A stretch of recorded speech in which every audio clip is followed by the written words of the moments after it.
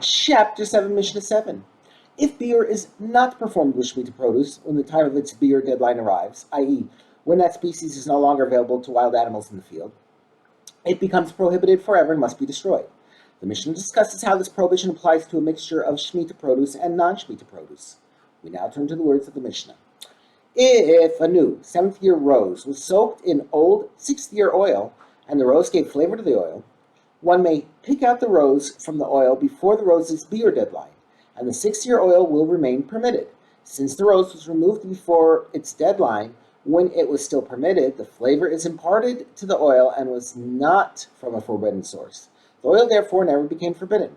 But if an old 7th-year rose that had passed its beer deadline was soaked in new 8th-year oil and gave flavor to it, the oil became subject to the laws of beer and must therefore be destroyed.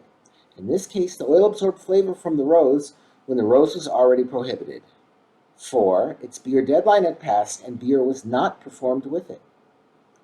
Thus, even after the rose was removed, the oil remains forbidden because of the rose's flavor that it contains.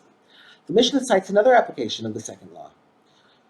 Whether new 7th-year carobs were soaked in old 6th-year wine until past the carob's beer deadline, or old 7th-year carobs who were already past their beer deadline, were soaked in new 8th-year wine, the wine is subject to beer and must be destroyed, since in each of these cases it absorbed flavor from the carobs after the carobs were already forbidden. The Mishnah states a general principle. This is the rule. Whatever has been given flavor by something that is already subject to beer, it itself is subject to beer. If it is a mixture of a kind in a different kind, i.e., the item that absorbed the flavor is of a different type than the item that gave the flavor, that is, when forbidden, post-beer deadline produce is mixed with permitted produce of a different type, the permitted produce does not become forbidden unless it absorbs flavor from the forbidden produce. If the permitted produce does not absorb forbidden flavor, it remains permitted. But in a mixture of a kind in its own kind, i.e., both items are the same type, the permitted item becomes forbidden even if it contains the smallest amount of the prohibited item and did not absorb any of its flavor. The Mishnah repeats the rule.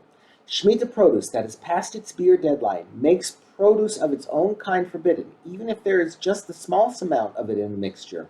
But when Shemitah produce that has passed its beer deadline is mixed with produce of a different kind, it makes the other produce forbidden only if it imparts flavor to it.